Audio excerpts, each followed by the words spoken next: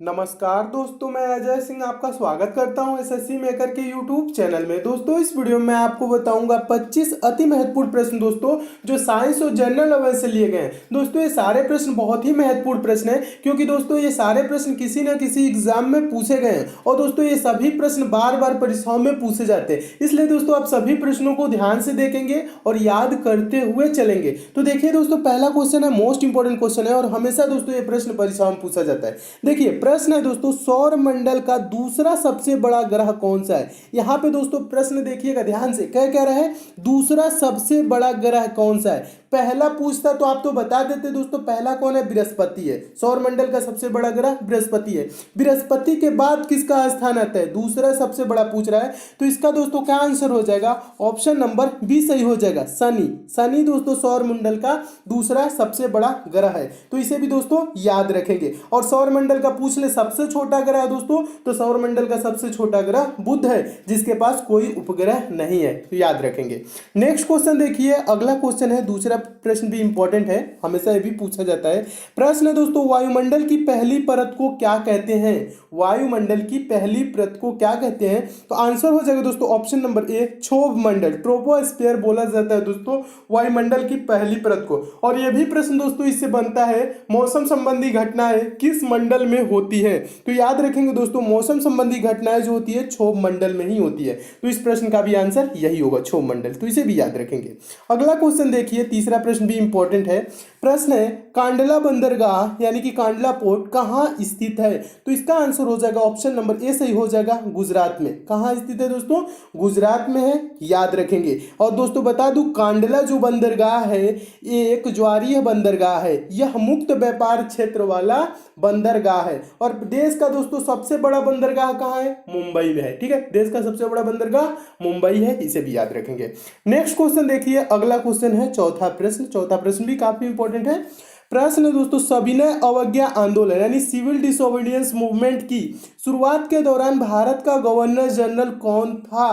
तो इसका दोस्तों आंसर क्या हो जाएगा, ऑप्शन नंबर कौन सा सही हो जाएगा, इसका ऑप्शन नंबर सी सही हो जाएगा, लॉर्ड इरविन। ठीक है, सविनय अवज्ञा आंदोलन की शुरुआत के दौरान भारत का गवर्नर जनरल लॉर्ड इरविन था। और आपको बता दूं दोस्तों, सविनय अवज्ञा आंदोलन की शुरुआत 1930 ईस्वी में हुई थी। और बता दोस्तों, सविनय अवज्ञा आंदोलन की शुरुआत के दौरान भारत का गवर्नर जनरल लॉर्ड इरविन था, तो याद रखेंगे लॉर्ड इरविन। और आपको दोस्तों एक और क्वेश्चन देख लीजिए, 4 मार्च 1931 ईस्वी को गांधी इरविन समझौते पर हस्ताक्षर किया गया, साथ ही सविनय अवज्ञा आंदोलन को स्थगित किया गया। ठीक है, तो ये भी एक क्वेश्चन है, इसे भी याद रखेंगे। नेक्स्ट क्वेश्चन देखिएगा, अगला क्वेश्चन है आपका पांचवा प्रश्न। पांचवा प्रश्न भी काफी इंपॉर्टेंट है। प्रश्न है, पंडित मदन मोहन मालवीय जाने जाते थे पंजाब केसरी के रूप में, लोकमान्य के रूप में, गुरुदेव के रूप में, महामना के रूप में। तो इसका दोस्तों आंसर क्या हो जाएगा, ऑप्शन नंबर इसका डी सही हो जाएगा, पंडित मदन मोहन मालवीय महामना के रूप में भी जाने जाते थे, तो ये भी याद रखेंगे। और लोकमान्य तिलक दोस्तों बोल दे तो, लोकमान्य तिलक कौन, बाल गंगाधर तिलक। और गुरुदेव दोस्तों, गुरुदेव की उपाधि किसको दी गई थी, रविंद्रनाथ टैगोर। ठीक है, तो याद रखेंगे। और बचा क्या दोस्तों, पंजाब केसरी, पंजाब केसरी लाला लाजपत राय। ठीक है, लाला लाजपत राय को पंजाब केसरी के रूप में भी जाना जाता है। तो महामना की कौन है दोस्तों, पंडित मदन मोहन मालवीय। ठीक है, तो सभी प्रश्नों का आंसर याद रखेंगे। नेक्स्ट क्वेश्चन देखिए, छठा प्रश्न है। छठा प्रश्न भी काफी इंपॉर्टेंट है और हमेशा दोस्तों ये प्रश्न परीक्षा में पूछा जाता है। प्रश्न है, निम्न शासकों में से किसने अपनी राजधानी को दिल्ली से बदलकर दौलताबाद किया था। दिल्ली से बदलकर दौलताबाद किया गया था, हमेशा दोस्तों पूछा गया जाता है प्रश्न। तो आपको बता दोस्तों, मोहम्मद बिन तुगलक ने, ठीक है, 1326 से 27 ईस्वी में अपनी राजधानी को दिल्ली से बदलकर दौलताबाद यानी देवगिरी किया था। ठीक है, तो किसने किया था, मोहम्मद बिन तुगलक ने। ऑप्शन नंबर कौन सा सही हो जाएगा, इसका ए सही हो जाएगा। ठीक है, तो इसे भी याद रखेंगे। नेक्स्ट क्वेश्चन देखिए, सातवां प्रश्न है। सातवां प्रश्न भी काफी इंपॉर्टेंट है। प्रश्न है, शिक्षा का अधिकार अधिनियम किस आयु तक के बच्चों के लिए निःशुल्क और अनिवार्य शिक्षा का प्रावधान करता है। तो इसका दोस्तों आंसर हो जाएगा 14 वर्ष तक। ऑप्शन नंबर कौन सा सही हो जाएगा, ए सही हो जाएगा। और आपको बता दूं दोस्तों, किस अनुच्छेद के तहत, किस संविधान संशोधन के तहत, देखिएगा संविधान संशोधन के तहत यानी 86वां संविधान संशोधन 2002 के तहत दोस्तों 6 से 14 वर्ष के बच्चों को निःशुल्क शिक्षा का प्रावधान प्रावधान है किस संशोधन के तहत? 86वां संविधान संशोधन 2002 के तहत। ठीक है, तो इसे भी याद रखेंगे। 8वां क्वेश्चन देखिएगा दोस्तों, 8वां प्रश्न भी इंपॉर्टेंट है, हमेशा पूछा जाता है। प्रश्न है, किस विटामिन के अभाव के परिणाम स्वरूप रक्त का थक्का नहीं बनता है? बोल रहे हैं non clotting ball of blood. ठीक है, किस विटामिन के अभाव के परिणाम स्वरूप रक्त का थक्का यानी कि नॉन क्लॉटिंग ऑफ ब्लड यानी नहीं बनता है? रक्त का थक्का किस विटामिन के कारण नहीं बनता है? तो इसका आंसर आपको याद होगा, ऑप्शन नंबर इसका कौन सही हो जाएगा? विटामिन के, यानी कि ऑप्शन नंबर बी सही हो जाएगा। विटामिन के कारण क्या होता है दोस्तों? रक्त का थक्का नहीं बनता है। इसका अभाव रहेगा तो ब्लड जमेगा नहीं। ठीक है, तो ये भी याद रखेंगे, ये भी प्रश्न हमेशा पूछा जाता है। देखिए दोस्तों, 9वां प्रश्न है, 9वां प्रश्न भी हमेशा पूछा जाता है। प्रश्न है दोस्तों, डॉग यानी कि कुत्ते का वैज्ञानिक नाम क्या है? यानी कि साइंटिफिक नाम पूछ रहा है, कुत्ते का क्या होता है? तो इसका आंसर हो जाएगा ऑप्शन नंबर बी, कैनिस फैमिलिस किसे कहा जाता है? कुत्ते का ये वैज्ञानिक नाम है। और होमो सेपियंस दोस्तों पूछा जाता है, मानव का वैज्ञानिक नाम क्या होता है? होमो सेपियंस। बॉस इंडिकस किसका होता है दोस्तों? बॉस इंडिकस होता है गाय का। ठीक है, और ये भी याद रखेंगे, फेलिस डोमेस्टिका किसका होता है? तो फेलिस डोमेस्टिका होता है बिल्ली का। ठीक है, तो इसे भी याद रखेंगे। ये सब वैज्ञानिक नाम भी बराबर प्रश्न में पूछे जाते हैं। ठीक है, परीक्षाओं में पूछे जाते हैं। जैसे फेलिस डोमेस्टिका पूछ ले यानी कि बिल्ली का वैज्ञानिक नाम पूछ ले तो आप बोलेंगे फेलिस डोमेस्टिका। और कुत्ते का वैज्ञानिक नाम क्या है? कैनिस फैमिलिस। और बोस इंडिकस याद रखेंगे, हमेशा पूछा जाता है दोस्तों, ये गाय का है। ठीक है, गाय का बोस इंडिकस गाय का। और मनुष्य का भी पूछा जाता है, मनुष्य का वैज्ञानिक नाम होमो सेपियंस। ठीक है, तो ये चारों प्रश्नों को दोस्तों याद रखेंगे, हमेशा पूछे जाते हैं। नेक्स्ट क्वेश्चन देखिए, 10वां प्रश्न। 10वां प्रश्न भी काफी इंपॉर्टेंट है। प्रश्न है, जलियांवाला बाग नरसंहार के विरोध स्वरूप में किसने केसरे हिंद का सम्मान पदक लौटा दिया था? ठीक है, किसने लौटा दिया था केसरे हिंद का यानी कि सम्मान पदक किसने लौटा दिया था? तो इसका आंसर हो जाएगा एम के गांधी यानी कि मोहनदास करमचंद गांधी। गांधी जी ने क्या किया था दोस्तों? केसरे हिंद की उपाधि लौटा दी थी। याद रखेंगे दोस्तों, ये प्रश्न हमेशा पूछा जाता है परीक्षाओं में। और आपको दोस्तों बता दूं, जलियांवाला बाग हत्याकांड कब हुआ था? जलियांवाला बाग घटना 13 अप्रैल 1919 ईस्वी को घटित हुआ था। ठीक है, और जलियांवाला बाग हत्याकांड के विरोध में जमनालाल बजाल ने राय बहादुर, ठीक है, जमनालाल बजाल ने क्या किया था दोस्तों? राय बहादुर एवं रविंद्रनाथ टैगोर ने सर की उपाधि लौटा दी थी। और महात्मा गांधी ने केसरे हिंद की सम्मान पदक लौटा दिया था। ठीक है, तो इसका ऑप्शन नंबर कौन सा सही हो जाएगा? ए सही हो जाएगा, याद रखेंगे। नेक्स्ट क्वेश्चन देखिएगा, 11वां प्रश्न भी काफी इंपॉर्टेंट है, हमेशा पूछा जाता है। प्रश्न है, प्रथम एशियाई खेल किस देश में हुए थे?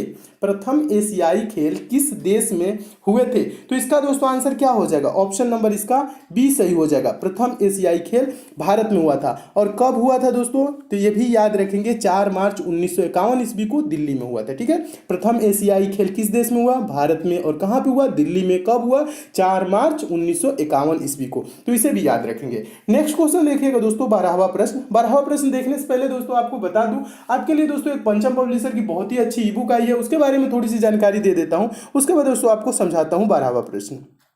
देखिए दोस्तों, ये पंचम पब्लिशर की ई बुक है दोस्तों, ये बहुत ही अच्छी ई बुक है दोस्तों। आपके आगामी जो भी परीक्षा होने वाले हैं, जैसे दोस्तों आप आरपीएफ की एग्जाम देंगे, एसएससी जीडी की एग्जाम देंगे, यूपी पुलिस, एसआई, लेखपाल, रेलवे, एसएससी की कोई एग्जाम देंगे, या अदर दोस्तों आप कोई सा भी गवर्नमेंट एग्जाम देंगे, तो ये सभी परीक्षाओं के लिए दोस्तों इंपॉर्टेंट ई बुक है। क्योंकि दोस्तों इस ई बुक में उन प्रश्नों को शामिल किया गया है जो प्रश्न बार बार परीक्षाओं में पूछे जाते हैं, जो प्रश्न रिपीट करते हैं। दोस्तों इस ई बुक में आपको 10 प्रैक्टिस सेट मिल जाएगा प्लस 10 वन लाइनर सेट मिल जाएगा। वन लाइनर सेट कहने का मतलब है दोस्तों, एक लाइन में क्वेश्चन, दूसरे लाइन में आंसर। इससे क्या होगा दोस्तों, आप कम समय में ज्यादा से ज्यादा क्वेश्चन को प्रिपेयर कर लेंगे। दोस्तों आपके एग्जाम में 1 से 2 दिन का भी टाइम है, तो इस ई बुक को लेकर जरूर पढ़ लीजिएगा, आपके एग्जाम में काफी हेल्प मिलेगा। दोस्तों इसमें साइंस, जनरल अवेयरनेस और करंट अफेयर के इंपॉर्टेंट प्रश्न दिए गए हैं जो परीक्षाओं में बार बार पूछे जाते हैं। दोस्तों इस ई बुक की कीमत पंचम पब्लिशर ने 150 रुपए रखी थी, लेकिन मेरे कहने पर दोस्तों ये ई बुक आपको मात्र 25 रुपए में मिल जाएगी। आप इस ई बुक को दोस्तों ले कहां सकते हैं, तो इसका लिंक दोस्तों मैं नीचे डिस्क्रिप्शन बॉक्स में दे दिया हूं। आप उस लिंक के थ्रू दोस्तों इस ई बुक को डाउनलोड कर सकते हैं। दोस्तों ये ई बुक है पीडीएफ नोट्स की तरह, आपके मोबाइल में ही डाउनलोड हो जाएगी, आप मोबाइल से ही इसे पढ़ सकेंगे। ये मार्केट में ऑफलाइन आपको दोस्तों नहीं मिलेगी। अगर जो दोस्तों आपको डाउनलोडिंग या पेमेंट से किसी प्रकार की समस्या होती है तो दोस्तों पंचम पब्लिशर का है कस्टमर केयर नंबर दिया गया, इस नंबर पर आप कॉल करके बात भी कर सकते हैं। दोस्तों इस ई बुक को मैं खुद देखा हूं, इसमें जो प्रश्न दिए गए हैं वो काफी इंपॉर्टेंट दिए गए हैं जो परीक्षाओं में पूछे जाते हैं। तो इसलिए दोस्तों परीक्षा से पहले इस ई बुक को एक बार लेके आप जरूर पढ़ लीजिएगा। दोस्तों अगर जो आपको किसी प्रकार की क्वेरी होगी तो इस नंबर पर आप जरूर कॉल करके बात कर लीजिएगा। तो आइए दोस्तों देखते हैं नेक्स्ट क्वेश्चन। देखिए दोस्तों, 12वां प्रश्न भी काफ़ी इंपॉर्टेंट है। हमेशा दोस्तों ये प्रश्न पूछा जाता है और ये दोस्तों मोस्ट इंपॉर्टेंट है, आप इसे याद रखेंगे। प्रश्न दोस्तों, जामा मस्जिद का निर्माण किसने करवाया था? तो इसका दोस्तों आंसर हो जाएगा ऑप्शन नंबर सी, शाहजहां ने दोस्तों जामा मस्जिद का निर्माण करवाया था। ठीक है, और बता दूं दोस्तों, इसके अतिरिक्त शाहजहां ने, ठीक है, आगरा का ताजमहल बनवाया, दिल्ली का लाल किला, दीवाने आम दीवाने खास, आगरा का मोती मस्जिद आदि। ठीक है, इस किसने निर्माण करवाया? शाहजहां ने। ठीक है, तो याद रखेंगे और ये प्रश्न पूछा जाता है। और जामा मस्जिद का निर्माण किसने करवाया प्रश्न आएगा, तो याद रखेंगे शाहजहां ने करवाया। ठीक है, और दिल्ली में दोस्तों लाल किला के अंतर्गत मोती मस्जिद का निर्माण किसने करवाया, यह भी पूछा जाता है। तो दोस्तों दिल्ली में लाल किला के अंतर्गत मोती मस्जिद का निर्माण औरंगजेब ने करवाया था, यह भी प्रश्न पूछा जाता है, तो याद रखेंगे इसे भी। नेक्स्ट क्वेश्चन देखिएगा, 13वां प्रश्न है। 13वां प्रश्न भी इंपॉर्टेंट है। डर्मेटोलॉजी है, डर्मेटोलॉजी क्या है दोस्तों? त्वचा का अध्ययन डर्मेटोलॉजी के अंतर्गत किया जाता है। ठीक है, डर्मेटोलॉजी त्वचा के अध्ययन को क्या बोला जाता है? डर्मेटोलॉजी बोला जाता है, तो इसे भी याद रखेंगे। ऑप्शन नंबर इसका डी सही हो जाएगा। नेक्स्ट क्वेश्चन देखिएगा, 14वां प्रश्न। 14वां प्रश्न भी काफी इंपॉर्टेंट है। प्रश्न है, शरद विषुव, शरद विषुव यानी कि ऑटम इक्विनॉक्स कब होता है? शरद विषुव कब होता है? तो इसका आंसर हो जाएगा ऑप्शन नंबर इसका बी सही हो जाएगा, 23 सितंबर को। क्या होता है दोस्तों? शरद विषुव होता है, यानी कि ऑटम इक्विनॉक्स होता है 23 सितंबर को, इसे भी याद रखेंगे। और एक और इससे रिलेटेड बनता है प्रश्न, वसंत विषुव, वसंत विषुव यानी कि वर्नल इक्विनॉक्स कब होता है? 21 मार्च को होता है वसंत विषुव। ठीक है, वसंत विषुव पूछेगा तो 21 मार्च आंसर होगा, और शरद विषुव पूछेगा तो दोस्तों क्या होगा? 23 सितंबर होगा। और आपको बता दोस्तों, 23 सितंबर एवं 21 मार्च को संपूर्ण पृथ्वी पर दिन एवं रात बराबर होते हैं, ये भी याद रखेंगे। नेक्स्ट क्वेश्चन देखिएगा, 15वां प्रश्न भी काफी इंपॉर्टेंट है, हमेशा पूछा जाता है प्रश्न, और यह भी प्रश्न दोस्तों मोस्ट इंपॉर्टेंट है, क्योंकि यह भी प्रश्न बहुत बार परीक्षाओं में पूछा जा चुका है।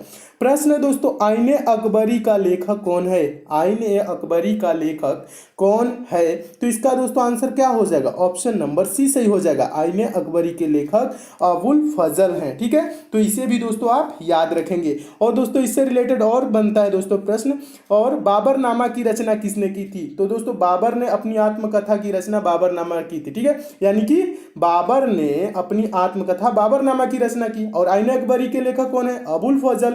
और हुमायूं नामा की रचना दोस्तों पूछा जाता है तो गुलबदन बेगम ने की थी, ये भी याद रखेंगे। ठीक है, तो ये भी 2-3 प्रश्न है, तो इसे भी याद रखेंगे। कौन कौन सा? बाबर ने अपनी आत्मकथा बाबरनामा की रचना की, यानी कि बाबरनामा की रचना किसने की? तो बाबर ने की, इसे याद रखेंगे। और आईने अकबरी का लेखक कौन है? अबुल फजल। ठीक है, इसे भी याद रखेंगे। और हुमायूं नामा की रचना भी पूछा जाता है तो गुलबदन बेगम ने की थी। तो 3 प्रश्न है दोस्तों, तीनों प्रश्नों को आप जरूर याद रखेंगे, हमेशा पूछे जाते हैं। नेक्स्ट क्वेश्चन देखिएगा, 16वां प्रश्न है। 16वां प्रश्न भी काफी इंपॉर्टेंट है। प्रश्न है, पुस्तक गीत गोविंद के लेखक कौन थे? पुस्तक गीत गोविंद के लेखक कौन थे? तो इसका आंसर हो जाएगा ऑप्शन नंबर सी, जयदेव। गीत गोविंद के लेखक कौन थे? तो जयदेव थे। नेक्स्ट क्वेश्चन देखिए, मोस्ट इंपॉर्टेंट प्रश्न है, हमेशा पूछा जाने वाला प्रश्न है। प्रश्न है, ग्रैमी अवार्ड किस क्षेत्र में दिया जाता है? तो दोस्तों संगीत के क्षेत्र में ग्रैमी अवार्ड दिया जाता है। किस क्षेत्र में दिया जाता है? संगीत के क्षेत्र में, इसे भी याद रखेंगे।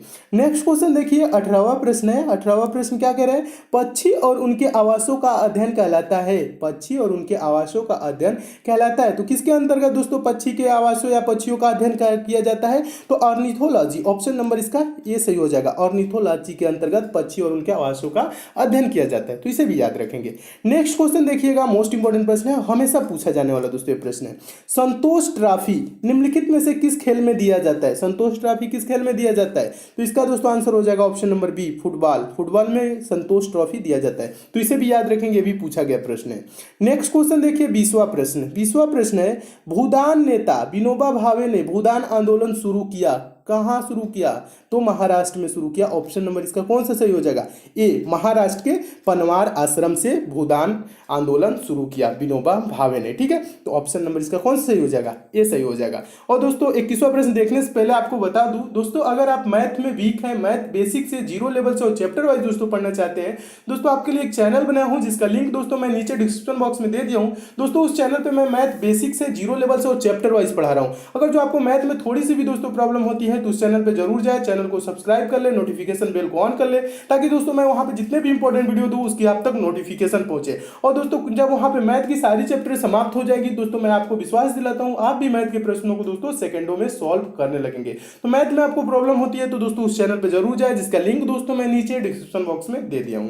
तो देखिए दोस्तों 21वां प्रश्न, 21वां प्रश्न है दोस्तों, राजा राम मोहन राय द्वारा संस्थापित, ठीक है, समाज का नाम क्या था? राजा राम मोहन राय द्वारा संस्थापित समाज का नाम क्या था पूछ रहा है। तो इसका दोस्तों आंसर हो जाएगा ऑप्शन नंबर डी, ब्रह्म समाज की स्थापना किसने की थी दोस्तों? राजा राम मोहन राय ने की थी। याद रखेंगे ये प्रश्न हमेशा दोस्तों परीक्षा में पूछा जाता है। और एक और प्रश्न बनता है दोस्तों, आर्य समाज की स्थापना, ठीक है, ये कौन सा प्रश्न बनता है? आर्य समाज की स्थापना किसने की? ठीक है, तो आर्य समाज की स्थापना दोस्तों आपको बता दूं स्वामी विवेकानंद ने की थी। ठीक है, कब की थी? तो 1875 ईस्वी में आर्य समाज की स्थापना दोस्तों किसने की थी? स्वामी दयानंद सरस्वती ने की थी। सॉरी, एक बार क्वेश्चन गलत हो गया, थोड़ा देखिएगा दोस्तों। राजा राम मोहन द्वारा संस्थापित समाज का नाम क्या था? तो ब्रह्म समाज। ठीक है, ब्रह्म समाज की स्थापना कब की थी? 1828 ईस्वी में की थी। और प्रश्न एक और बनता है दोस्तों, आर्य समाज, ये भी पूछा जाता है। आर्य समाज की स्थापना 1875 ईस्वी में स्वामी दयानंद सरस्वती ने की थी। याद रखेंगे दोस्तों, आर्य समाज की स्थापना किसने की थी? स्वामी दयानंद सरस्वती ने 1875 ईस्वी में। ठीक है, तो दोनों प्रश्नों का आंसर दोस्तों याद रखेंगे, दोनों प्रश्न हमेशा पूछे जाते हैं। नेक्स्ट क्वेश्चन देखिएगा, 22वां प्रश्न है। 22वां प्रश्न भी काफी इंपॉर्टेंट है। बाबर ने इब्राहिम लोदी को किसकी लड़ाई में हराया था? तो आंसर हो जाएगा ऑप्शन नंबर ए, पानीपत की दोस्तों पहली लड़ाई में बाबर ने इब्राहिम लोदी को हराया था। पानीपत की पहली लड़ाई कब हुई थी? यह भी पूछा जाता है दोस्तों, तो आंसर याद रखेंगे 1526 में पानीपत की पहली लड़ाई हुई थी। ठीक है, तो इसे भी याद रखेंगे। नेक्स्ट क्वेश्चन देखिए, 23वां प्रश्न है। 23वां प्रश्न भी काफी इंपॉर्टेंट है। विदेशी मुद्रा के बहिर्गमन और आगमन के बीच अंतर को कहते हैं, क्या कहा जाता है? तो आंसर हो जाएगा ऑप्शन नंबर डी, भुगतान संतुलन कहा जाता है। विदेशी मुद्रा के बहिर्गमन और आगमन के बीच अंतर को भुगतान संतुलन कहा जाता है। इसे भी याद रखेंगे, ये भी पूछा गया प्रश्न है। 24वां प्रश्न मोस्ट इंपॉर्टेंट है और हमेशा दोस्तों यह प्रश्न पूछा जाता है। यह प्रश्न मोस्ट इंपॉर्टेंट है, इसलिए दोस्तों आप इस प्रश्न का आंसर याद रखेंगे। अंतर्राष्ट्रीय महिला दिवस मनाया जाता है, तो अंतर्राष्ट्रीय महिला दिवस दोस्तों प्रत्येक वर्ष 8 मार्च को मनाया जाता है। तो कौन सा आंसर सही हो जाएगा? ऑप्शन नंबर ए सही हो जाएगा। इसे भी दोस्तों आप याद रखेंगे, क्योंकि ये प्रश्न हमेशा परीक्षाओं में पूछा जाता है। नेक्स्ट क्वेश्चन देखिएगा, और आपको बता दोस्तों 30 जनवरी को क्या मनाया जाता है? तो कुष्ठ निवारण दिवस एवं शहीद दिवस 30 जनवरी को मनाया जाता है। और 14 अप्रैल को क्या मनाया जाता है? ठीक है, यह भी प्रश्न पूछा जाता है। 14 अप्रैल तो अंबेडकर जयंती मनाया जाता है। और 14 अगस्त को क्या मनाया जाता है? पाकिस्तान का स्वतंत्रता दिवस। ठीक है, तो इसे याद नहीं रखेंगे, लेकिन ये याद रखेंगे दोस्तों 30 जनवरी को क्या मनाया जाता है? शहीद दिवस और कुष्ठ निवारण दिवस। और 14 अप्रैल को क्या मनाया जाता है दोस्तों? तो अंबेडकर जयंती मनाया जाता है। ठीक है, तो ये तीनों प्रश्नों को याद रखेंगे। नेक्स्ट क्वेश्चन देखिएगा, 25वां प्रश्न। 25वां प्रश्न भी इंपॉर्टेंट है, ये भी पूछा गया प्रश्न है और बार बार पूछा जाने वाला प्रश्न है, इसलिए याद रखेंगे। और 25वां प्रश्न देखने से पहले दोस्तों बता दूं दोस्तों, अगर आपको इन सब प्रश्नों की पीडीएफ चाहिए, सारे वीडियो की लिंक एक जगह चाहिए, तो टेलीग्राम को दोस्तों आप जरूर ज्वाइन कर लीजिएगा। टेलीग्राम का लिंक दोस्तों मैं नीचे डिस्क्रिप्शन बॉक्स में दे दिया हूं, जहां पे दोस्तों मैं समय समय पे पीडीएफ भी प्रोवाइड कराता रहता हूं और आपको डेली सारे वीडियोस की नोटिफिकेशन भी वहां से मिलती रहेगी। तो इसलिए दोस्तों टेलीग्राम को आप जरूर ज्वाइन कर लीजिएगा। ठीक है, तो देखिए 25वां प्रश्न क्या कह रहा है? भारतीय संविधान की प्रस्तावना में धर्मनिरपेक्षता शब्द जोड़ा गया। धर्मनिरपेक्षता शब्द यानी धर्मनिरपेक्ष, समाजवाद, अखंडता, ये 3 शब्द जोड़े गए। कब जोड़े गए दोस्तों? 42वें संविधान संशोधन 1976 के द्वारा। ठीक है, तो कौन सा आंसर सही हो जाएगा? ऑप्शन नंबर बी सही हो जाएगा। तो इसे भी दोस्तों याद रखेंगे, ये भी प्रश्न बहुत बार परीक्षाओं में पूछा जा चुका है। तो दोस्तों ये रहे आपके 25 मोस्ट इंपोर्टेंट क्वेश्चन जो बार बार परीक्षाओं में पूछे जाते हैं। दोस्तों इसमें और भी क्वेश्चन है, उसको मैं नेक्स्ट पार्ट में करा दूंगा। और आपको बताओ दोस्तों, ये सब प्रश्न आपको अच्छे लगे हैं तो वीडियो को लाइक जरूर कीजिएगा दोस्तों, शेयर भी कर दीजिएगा। फेसबुक, व्हाट्सएप, टेलीग्राम, जितने भी दोस्तों आपके पास स्टडी ग्रुप हो उस ग्रुप में शेयर जरूर कीजिएगा। और जो दोस्त इस चैनल पे नए हैं, जिनको दोस्तों हमारे वीडियोज की डेली नोटिफिकेशन नहीं मिलती है, तो नीचे दोस्तों रेड कलर का सब्सक्राइब लिखा हुआ दोस्तों, आप वहां पर क्लिक करके दोस्तों चैनल के साथ जुड़ जाइए। और बगल में दोस्तों नोटिफिकेशन बेल आइकन सिंबल बनेगा, उसे भी दोस्तों प्रेस करके ऑन कर लीजिएगा, ताकि आपको डेली सारे वीडियोज की नोटिफिकेशन मिले। नोटिफिकेशन कब मिलेगी दोस्तों? जब चैनल को सब्सक्राइब कर लेंगे, नोटिफिकेशन बेल को ऑन कर लेंगे। तो दोस्तों सब्सक्राइब और आइकन पे प्रेस जरूर कीजिएगा। तो मिलते हैं दोस्तों अगले वीडियो में और भी इंपॉर्टेंट प्रश्नों के साथ। तब तक के लिए दोस्तों धन्यवाद।